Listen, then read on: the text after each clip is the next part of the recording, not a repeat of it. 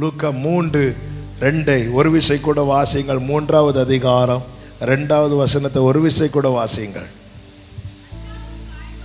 அன்னாவும் காய்பாவும் பிரதான ஆசாரியராயும் இருந்த காலத்தில் வனாந்தரத்திலே சகரியாவின் குமாரனாகிய யோவானுக்கு தேவனுடைய வார்த்தை. நல்ல கவனிங்க இந்த வார்த்தையை. அன்னாவும் காய்பாவும் யாராம்? பிரதான ஆசாரியர்கள். எங்க இருப்பாங்க? அரண்மனை. பிரதான ஆசாரியர்கள் எங்க இருப்பார்கள்? கரெக்ட். எங்க இருப்பாங்க? ராஜா எங்க இருப்பாரு? ஆசாரியர்கள் எங்க இருப்பாங்க? ஆலயத்தில் இருப்பாங்க. யோவான் எங்க இருக்கிறார்? ஆசாரியர்கள் எங்க இருக்கிறாங்க?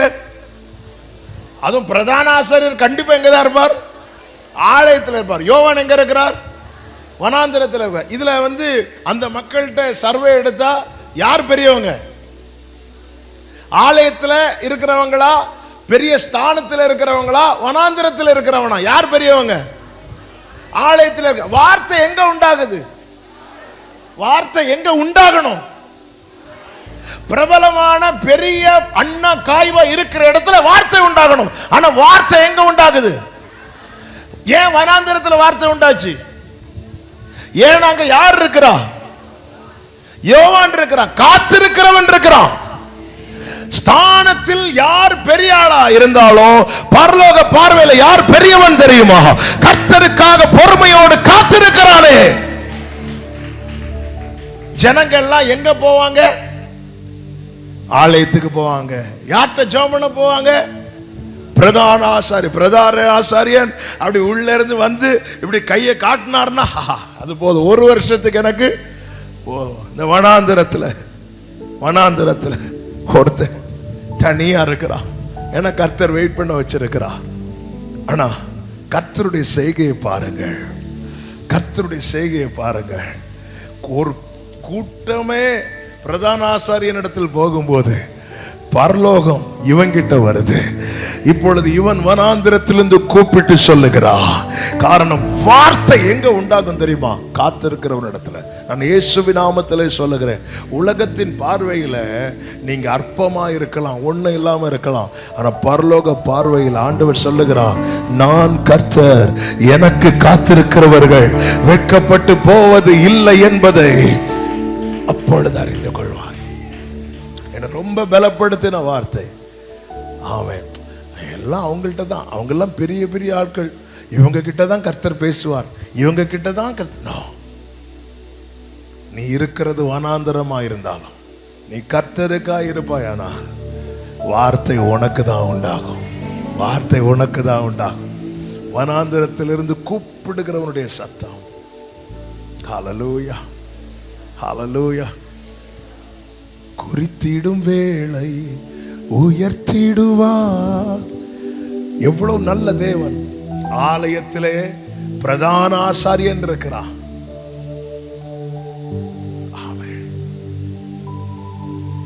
வனாந்திரத்திலே யோவான் இருக்கிறான். அந்த யோவானை கூப்பிட்டு கேட்கலாமா, நீங்க தான் கிறிஸ்துவா? அவர் சொல்லுவாரு, அவருடைய பாதரட்சையின் வாரை அவிழ்ப்பதற்கு கூட நான் பாத்திரன் அல்ல. ஒருவன் ஆலயத்திலே நான் தான் பாத்திரவான் என்று எண்ணி இருக்கும் போது இன்னொருவன் வனாந்திரத்திலே நான் பாத்திரன் அல்ல என்று இருக்கிறான். கர்த்தருடைய வார்த்தை நான் பாத்திரன் என்று எண்ணுகிறவனிடத்தில் அல்ல, நான் பாத்திரவான் அல்ல என்று சொல்லுகிறவனிடத்திலே வெளிப்பட்டது. ஆமென். எதுக்கு காத்திருக்க வைக்கிறார் பாத்தீங்களா? நான் சிறுக அவர் பெருக, நான் சிறுக அவன் எரிந்து பிரகாசிக்கிற விளக்கா இருந்தான். பல நேரத்தில் நமக்குள்ள இந்த டவுட் வரும் தெரியுமா? இவங்க பேசுனா கரெக்டா இருக்கும், நம்ம கிட்ட எல்லாம் ஆண்டவர் பேச மாட்டார். இவன் வார்த்தையின்படி உன்னை குறித்த தீர்க்க தரிசனம் என்ன யோவானே? என்னால நிறைய பேர் சந்தோஷப்படுவாங்க. ஆனா உன் வாழ்க்கை வனாந்திரமாச்சே, உனக்கே சந்தோஷம் இல்லையே, நீ எப்படி அநேகருக்கு சந்தோஷமா மாறுவ? எவ்வளவு பெரிய கேள்வி இது. இவன் பிறக்கும் போது, பிறக்கும் முன்னமே இவனை குறித்த தீர்க்க தரிசனம், இவன் நிமித்தம் அநேகர் சந்தோஷப்படுவாங்க. ஆனா இவனுடைய வாழ்க்கை என்ன? வனாந்திரம். ஆனா யோவான் பலப்படுகிறான், ஆவியில பலப்படுகிறான். அந்த ஸ்ட்ரென்த் ஆண்டவர்கிட்ட கேட்கணும். இந்த பாத்திரம் என்னை விட்டு நீங்க கூடுமானால், ஏன்னா இதை வந்து நாளைக்கு ஃபேஸ் பண்றதுங்கிறது அது. ஏன்னா இயேசு மாம்சத்தில் அல்லவா வந்தார். இந்த மாம்சம் பலவீனம் உள்ளதல்லவா. எவ்வளோ காரியத்தை, எவ்வளோ வேதனை அவர் சந்திக்கணும். அந்த இடத்துல அவர் எப்படி ஜெபம் பண்றார் பாருங்க. என் சித்தத்தின்படி அல்ல. உடனே தான் பரலோகத்திலிருந்து ஒரு தூதன் வந்து அவரை பலப்படுத்தினான் என்று லூக்கா 22 சொல்லப்பட்டிருக்கிறது. வந்து பலப்படுத்தினான். அப்போ என் வாழ்க்கையில் இந்த காத்திருக்கும் காலத்தில் எனக்கு என்ன தேவை? பலன் தேவை. கலாத்தியர் 6 என்ன சொல்லப்பட்டிருக்கிறது? நாம் தளர்ந்து போகாதிருந்தால் ஏற்ற காலத்திலே அறுப்போம். ஆமென் சொல்லுங்க பார்க்கலாம். வேளை வர காத்திருக்கிறான். இரண்டாவது காரியம், லூக்கா 3வது அதிகாரம் 5-6 வசனங்களை வாசிக்கலாம். மாம்சமான யாவரும் தேவனுடைய ரட்சிப்பை காண்பார்கள் என்று வனாந்திரத்தில் கூப்பிடுகிறவருடைய சத்தம் உண்டாகும் என்று ஏசாயா தீர்க்கதரிசியின் ஆகமத்தில் எழுதியிருக்கிற பிரகாரம் அவன் யோர்தான் நதிக்கு அருகான தேசமெங்கும் போய் போதும். இப்போ காத்திருக்கிறான். வார்த்தை வெளிப்பட்டது. இப்பொழுது அவனுடைய பயணம் துவங்குகிறது. எப்படி தெரியுமா? எழுதியிருக்கிற பிரகாரம். யோவானின் நடைகள் எப்படி காணப்படுகிறது சொல்லுங்க? எழுதியிருக்கிற பிரகாரம். கால் போன போக்கில், மனம் போன போக்கில் நடக்கிறவனால கொஞ்சம் மானிட்டுருங்க, எரிந்து பிரகாசிக்க முடியாது. எழுதியிருக்கிற பிரகாரம் தன் நடைகளை சீர்படுத்துகிறவனால் மட்டுமே எரிந்து பிரகாசிக்க முடியும். நம்ம எப்படி வாழ்றோம் இன்னைக்கு? நம்ம இந்த சபைகளுடைய ஒரு பெரிய பிரச்சனை என்ன அப்படின்னா, நான் என்னை உட்படுத்தி தான் சொல்றேன், நம்ம எல்லாரும் என்ன நினைக்கிறோம் அப்படி தெரியுமா? முதல் பாட்டில் வாருமையான்னு சொல்லும் போது அவர் வருவார், கடைசியில் என் ஆத்துமாவே போட்டது அவர் போயிடுவார் அப்படின்னு நம்ம நினைச்சிட்டு இருக்கிறோம். நம் கூடும்போது வருகிறவர் அல்ல, நம் கூடவே வருகிறவர்.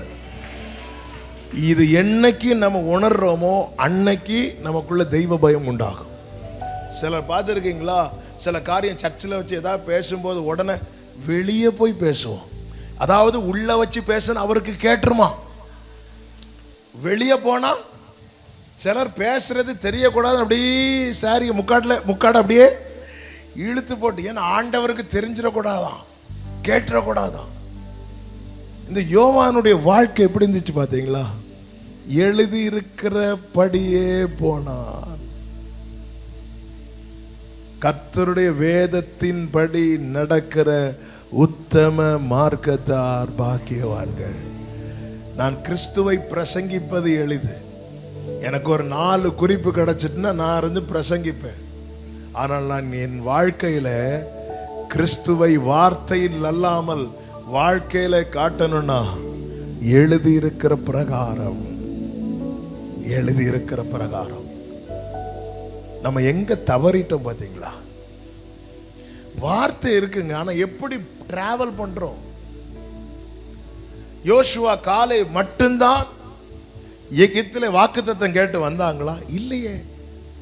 எல்லாரும், மோசே உட்பட எல்லாருக்கும் சேர்த்து தானே வாக்குத்தத்தம் கொடுக்கப்பட்டது. ஆனா இவங்க 2 பேரை மட்டும் சுதந்திரிக்க காரணம் என்ன தெரியுமா? எழுதி இருக்கிற பிரகாரம் போனார்கள். எழுதி இருக்கிற பிரகாரம். யோவானுக்கு எப்படி வேணாலும் போயிருக்க முடியும், எப்படி வேணாலும். இல்ல, ஏன்பா நீ இந்த வனாந்தரத்தை தெரிந்தெடுத்த? நான் எழுதி இருக்கிற பிரகாரம் போகிறேன். எழுதி இருக்கிற பிரகாரம். அன்பு சகோதர சகோதரி, விசேஷமாய் வாலிபர்கள் இருக்கிறீங்க, ஊழியர்கள் இருக்கிறீங்க, நம்ம எதை நோக்கி டிராவல் பண்றோம்? வலதுபுறம் இடதுபுறம் சாயும் போது வழி இதுவேங்கிற சத்தம் நம்ம காதுல கேக்குதா? நம்ம காதுல சத்தம் கேட்கலன்னா சிக்னல் கட் ஆயிட்டுன்னு அர்த்தம். டவர் ஏரியால சிக்னல் கிடைக்கும். டவர் இல்லாத ஏரியாவுக்குள்ள போயிட்டோம்னா சிக்னல் கிடைக்காது. போன் கையில இருக்கும், காஸ்ட்லி போன் இருக்கும், சிக்னல் கிடைக்காது. கர்த்தர் எல்லா பாதையிலும் நம்மோடு வரமாட்டார். எகிப்தில இருந்து வெளியே வா, மேக ஸ்தம்பத்தில் வெயிட் பண்ணிட்டு இருக்கிறார். நீ எகிப்தில இருந்து வெளியே வா. இல்ல நான் எகிப்துக்குள்ளதான் இருப்பேன், நீங்க என் கூட வரணும். நோ, கர்த்தர் எல்லா பாதை, கர்த்தர் நியமித்த பாதையில மட்டும்தான் கர்த்தர் நம்ம கூட வருவார். கர்த்தர் நியமித்த பாதையில நடக்கிறவனுக்கு மட்டும்தான் அவன் கொஞ்சம் சாஞ்சாலே சத்தம் கேட்கும்.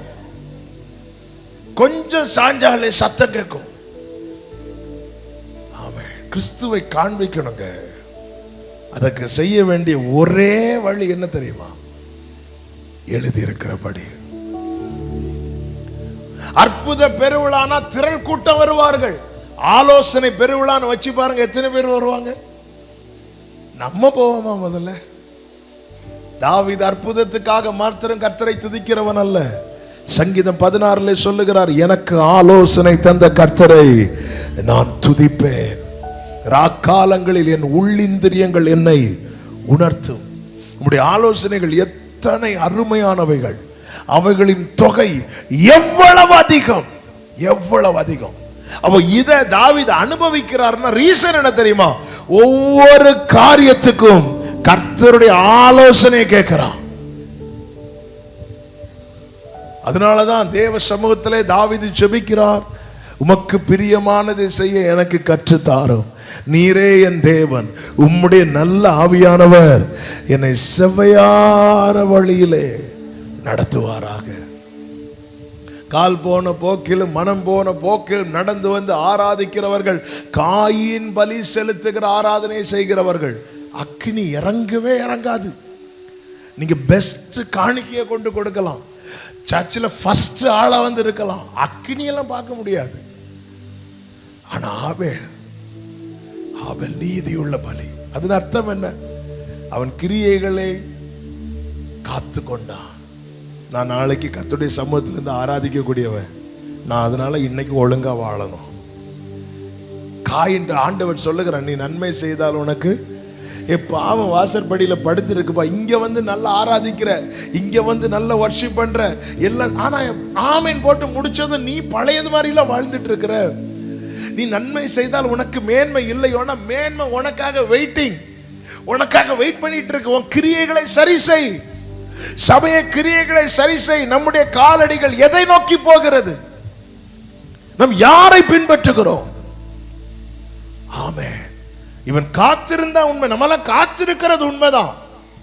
நம்முடைய பயணம் எப்படி நடக்கிறது? எப்படி நடக்கிறது? நோவா கிட்ட கர்த்தர் பேழையை கட்ட சொன்னார்.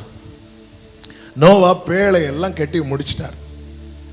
எப்படி? அதுல நோவாவுடைய ஒரு ஐடியா கிடையாது.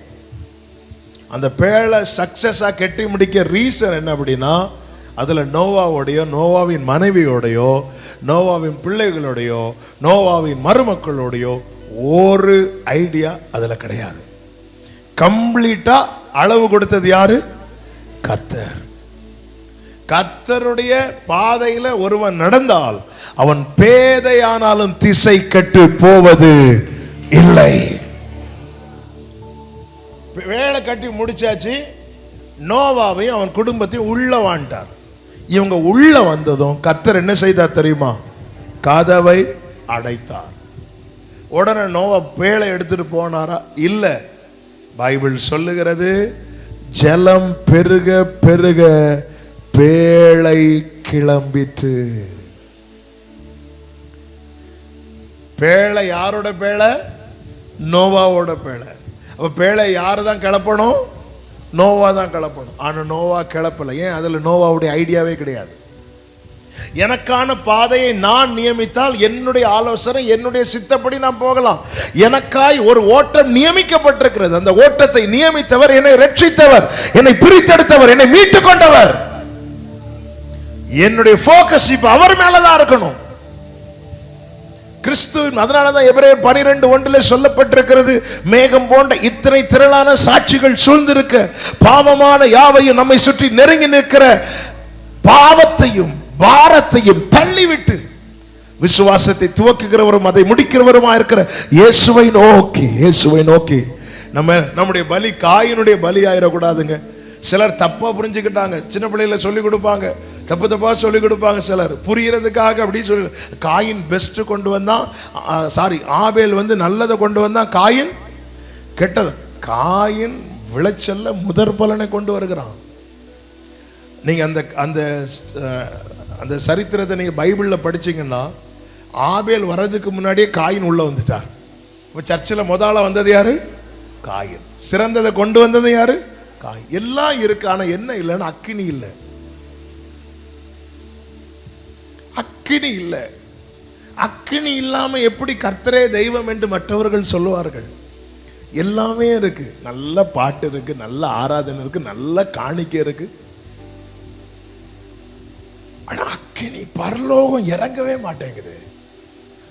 மேன்மைங்கிறது என்ன? மேன்மைங்கிறது என்ன? பரலோகம் இறங்கணும். நான் நிக்கிற இடத்துல, நான் பலி செலுத்துற இடத்துல, நான் ஆராதிக்கிற இடத்துல பரலோகம் இறங்கணும். என்ன ஆண்டவரை செய்யணும்? நீ நன்மை செய்தால் உனக்கு மேன்மை இல்லையோ? பாவம் வாசப்படியில் படுத்திருக்கு. நீ நேற்று செஞ்சதை தான் நாளைக்கு செய்ய போற. நான் எப்படிப்பா அங்கீகரிக்க முடியும்? என் வாழ்க்கையில் நான் கிறிஸ்துவை காண்பிக்க வேண்டும் என்று நான் விரும்புவேன். ஆனால் என் காலடிகள் இதன் அடிச்சுவடில் நடக்க துடிக்கும். இல்லைன்னா இப்ப நான் எவ்வளவு நேரம் சத்தம் போட்டேன்ல, இது சும்மா எனக்கு ஒரு 1 hour ப்ரீச் பண்றதுக்கு டைம் கொடுத்துருக்குறாங்க, நான் சத்தம் போடுறேன். இல்ல ஆண்டவரே, உங்களை என் வாழ்க்கையில காண்பிக்கணும்.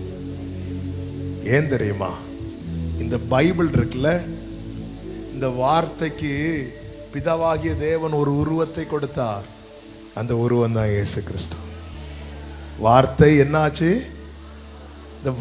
இந்த வார்த்தைய ஒரு உருவமா செதுக்குனா அந்த உருவம் தான் மாம்சத்தில் வெளிப்பட்ட கிறிஸ்து. அப்போ இந்த வார்த்தை நம்முடைய வாழ்க்கை ஆயிட்டுனா நம்மில் யார் வெளிப்படுவா? கிறிஸ்து. கிறிஸ்து தேவசாயல் ஆக மாறி தேவனோடிருப்பே நானும் எத்தனை பேர் உண்மையா விரும்புறீங்க? சும்மா கை தூக்க கூடாது, சும்மா கை தூக்க கூடாது. எதுக்கு பைபிளை நம்ம படிக்கிறது எதுக்கு தெரியுமா? பயம் மாறுவதற்கு, பயம் மாற, நம்பிக்கை உண்டாக, பலன் உண்டாக. பைபிள் படிக்காதவங்கெல்லாம் முதல் கோவிட் வந்தப்போ படிச்சாங்க. அதுலயும் இந்த சங்கீதம் 91 இருக்கு தெரியுமா? சங்கீதம் 91 டயர்டா இருக்கும். எல்லாரும் பைபிள் எடுத்து பார்த்தா தெரியும், வித்தியாச கலர்ல இருக்கும். மீதி எல்லா பக்கம் ஒயிட் கலர்ல இருக்கும். அதுவும் நிறைய புத்தகத்தில் பிலமோன்லாம் இருக்கவே மாட்டார். ஏன்னா அவர் இடையில ஒட்டி போயிருப்பார். யூதாஸ் எல்லாம் மறிச்சாச்சே அப்படிதான் சொல்லுவாங்க. இப்படி. ஆனா சங்கீதம் 91 பார்த்து எதுக்கு? பயம். எங்க நான் ஒரு காரியத்துக்கு போறதுக்கு பைபிள் எடுத்து படிக்கிறேன், தப்பு கிடையாது. நான் இப்பவும் படிக்கிறேன், எல்லாரும் படிக்கணும். எனக்கு ஒரு பயம் மாற பைபிள் எடுத்து படிக்கிறோம், தூக்கம் வர பைபிள் படிக்கிறோம். சிலருக்கு வீட்டில் தூக்கம் வரலன்னு ஆல் நைட் ப்ரேயர்ல வந்திருந்து, ஏன்னா வீட்டில் எனக்கு நிம்மதியே இல்லை. எதற்கெல்லாமோ பைபிள் படிக்கிறோமே, எனக்கு கிறிஸ்துவை பார்க்கணும்னு பைபிள் தந்து படிக்கிறோமா? பிலிப்பு நாத்தான் வேலை கண்டு என்ன சொல்லுகிறான் தெரியுமா? வேத புஸ்தகத்தில் எழுதி இருக்கிறவரை கண்டோம். எழுத்த பார்க்கிறவனுக்கு மட்டும்தான் யாரை குறித்து எழுதி இருக்கிறதோ அவரை பார்க்க முடியும். அப்ப பிலிப்பு நாத்தான் வேலை வேத புஸ்தகத்தில் எழுதி இருக்கிறவரை கண்டோன்னு சொல்லும் போது உடனே நாத்தான் வேலை வேத புஸ்தகத்தில் அப்படி என்ன எழுதிருன்னு கேட்டாரா? இல்லை. 2 பேருமே பைபிள் படிக்கிறவங்க. யாரை பார்க்க விரும்புறவங்க தெரியுமா? யாரை குறித்து சொல்லப்பட்டிருக்கிறது, யாரை குறித்து நான் இயேசுவை பார்க்க விரும்புறவங்க எல்லாம் கை தூக்குங்க பார்க்கலாம். சிலர் எதுக்கு தூக்குறாங்கன்னு தெரியாம ரைட்லயும் லெஃப்ட்லயும் பார்க்குறாங்க. இந்த ஆளும் தூக்கியாச்சு, இந்த ஆளும் தூக்கியாச்சு. அப்போ நம்ம தூக்கலைன்னா நம்ம பாவி, நம்மளும் தூக்கிறோம். இயேசுவை உண்மையிலே பார்க்க விரும்புறவங்களுடைய அடையாளம் தெரியுமா? அவங்க அந்த பைபிள் அதிகமாக பார்ப்பாங்க. பைபிள் அதிகமாக பார்ப்பாங்க. எனக்கு பைபிள் படிக்க பிடிக்கலன்னா எனக்கு இயேசுவை பிடிக்கலன்னு அர்த்தம். பைபிள் பார்க்க பிடிக்கலன்னா எனக்கு இயேசுவை பிடிக்கலன்னு அர்த்தம். என்னுடைய ஒரு தேவைக்காக நான் பைபிள் படிக்கிறேன்னா நான் இயேசுவை எனக்கு ஒரு தேவைக்காக மட்டும் யூஸ் பண்றேன்னு அர்த்தம்.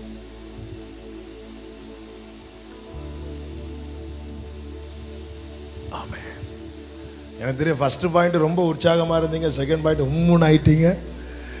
ஆவியானவர் சபைகளுக்கு சொல்லுகிறதே காதுலோன்னு கேட்க கடவுள்.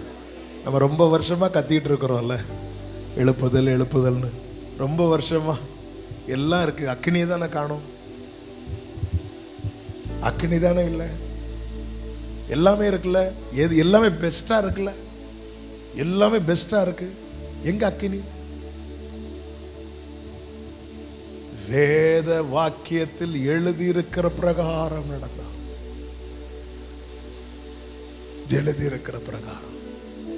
நம்ம என்ன நினைச்சிட்டு இருக்கிறோம்னா ஆண்டவரேன்னா கேட்க மாட்டார், ஆண்டவரே அப்படி சொன்னா கேட்டுருவார் நினைச்சிட்டு இருக்கிறோம்.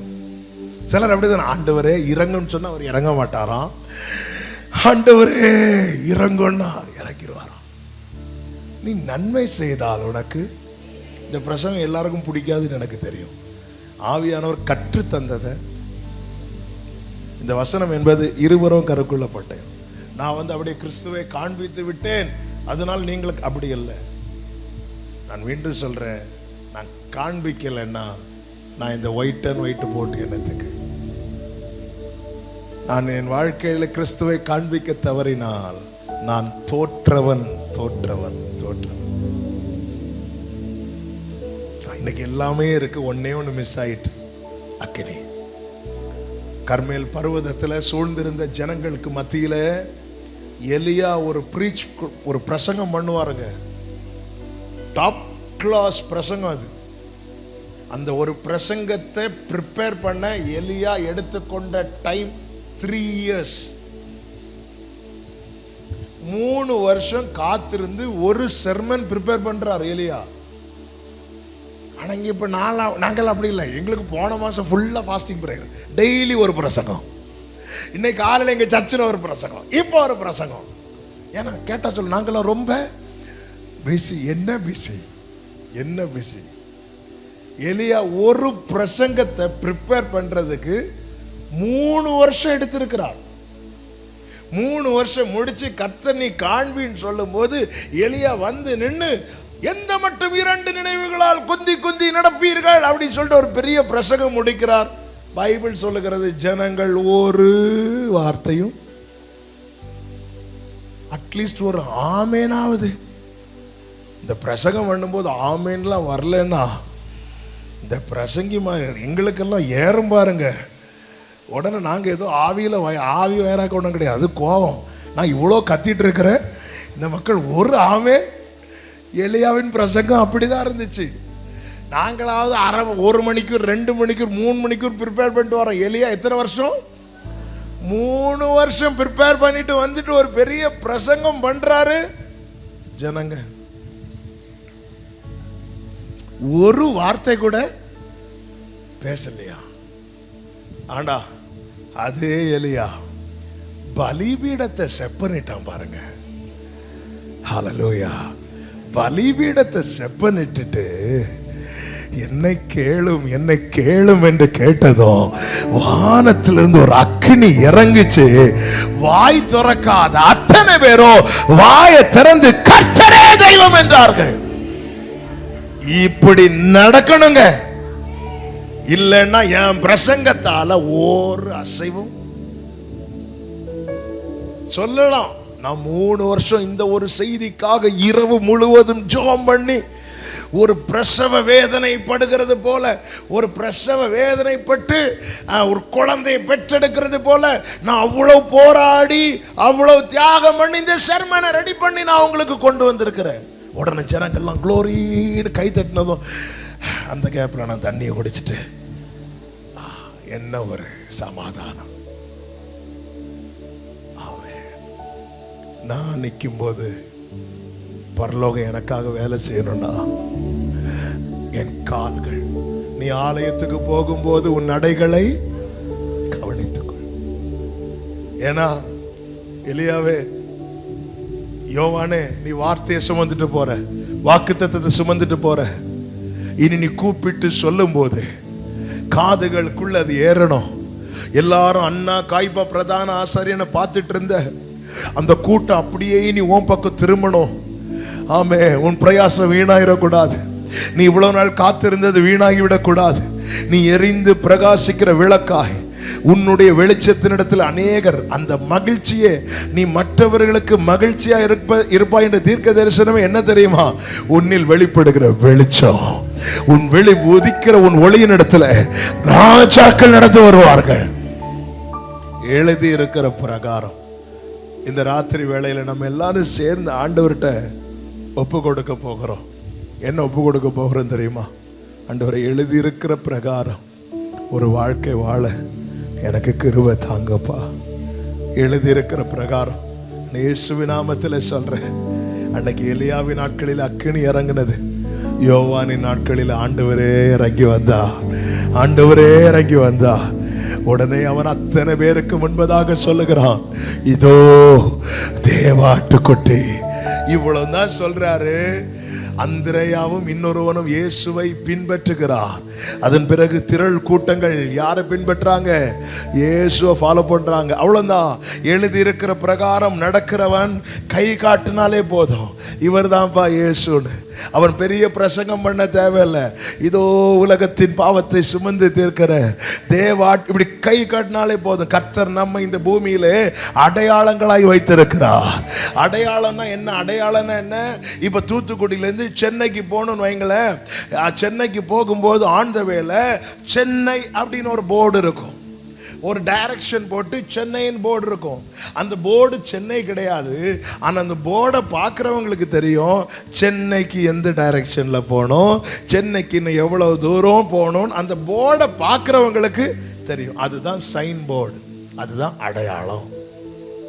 என்ன பார்க்கிறவங்களுக்கு தெரியணும் யார் வழின்னு, என்ன பார்க்கிறவங்களுக்கு தெரியணும் யார் சத்தியம்னு, என்ன பார்க்கிறவங்களுக்கு தெரியணும் யார் ஜீவன், என்ன பார்க்கிறவங்களுக்கு தெரியணும் ஜீவ மார்க்கத்தை பின்பற்ற என்ன செய்யணும்னு, என்ன பார்க்கிறவங்களுக்கு தெரியணும் இயேசுவை போய் சேர என்ன செய்யணும்னு.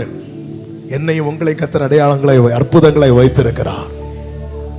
நான் அடையாளமாய் மாறணும்னா எழுதி இருக்கிற பிரகாரம் காத்திருந்து வார்த்தையை பெற்றுக்கொண்டு எழுதியிருக்கிற பிரகாரம் தன் ஓட்டத்தை தொடர்ந்த யோவானே எரிந்து பிரகாசிக்கிற விளக்காயிருந்தான்.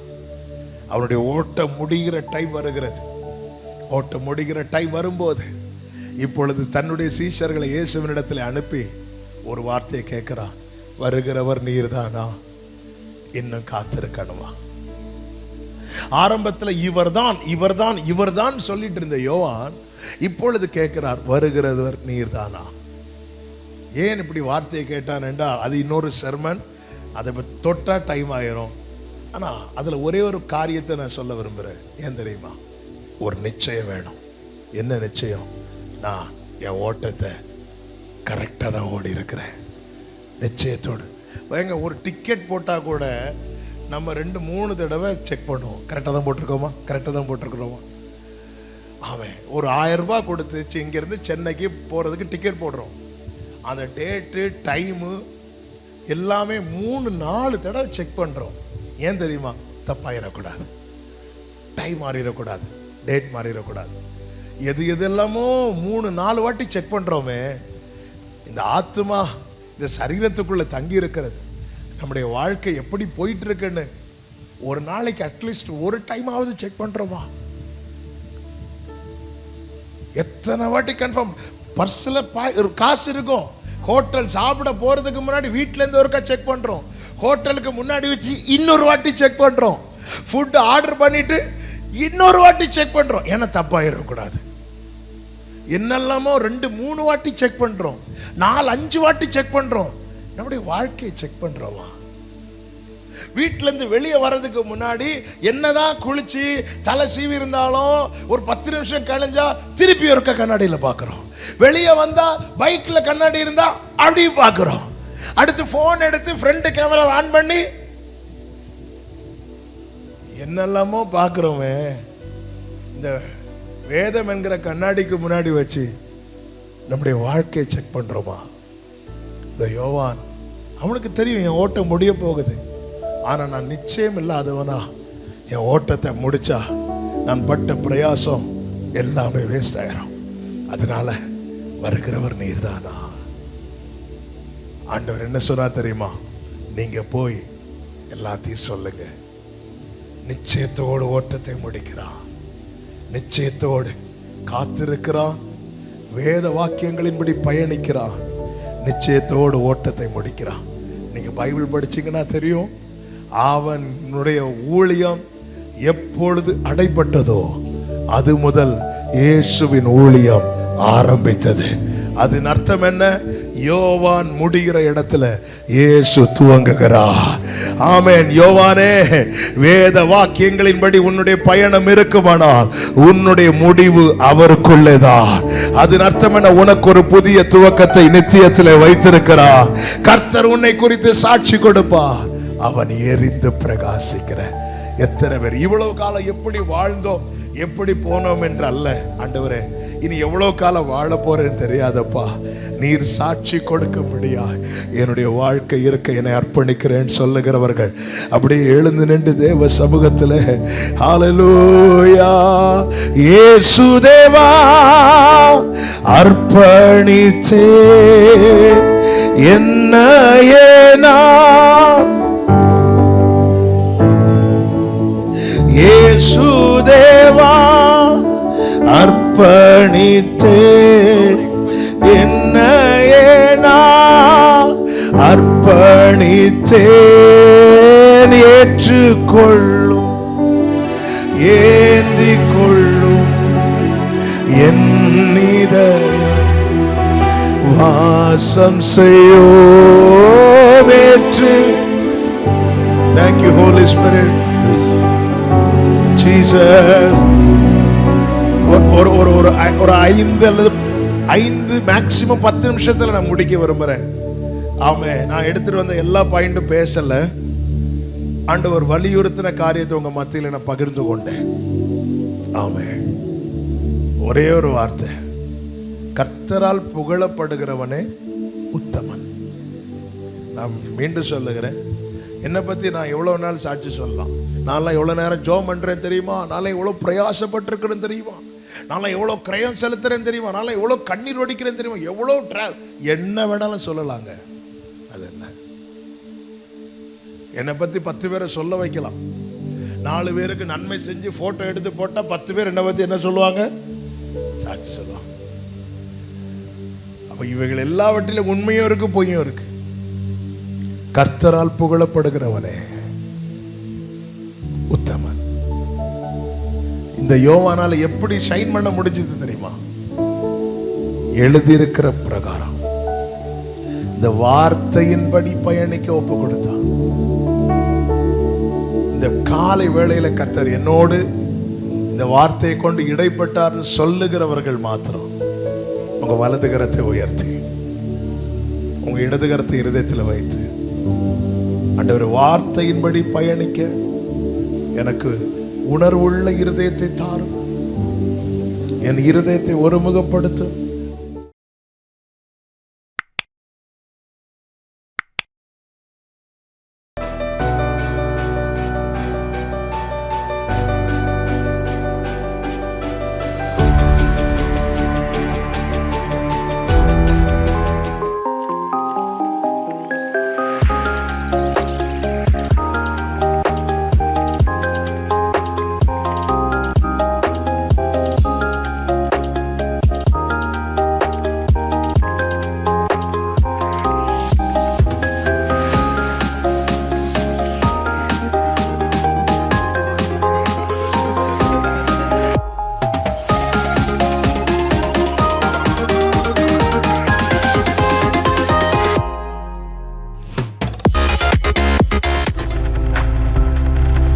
நீங்கள் பார்த்து கொண்டிருப்பது உங்கள் ஜாய் டிவி. உங்கள் துக்கம் சந்தோஷமாய் மாறும்.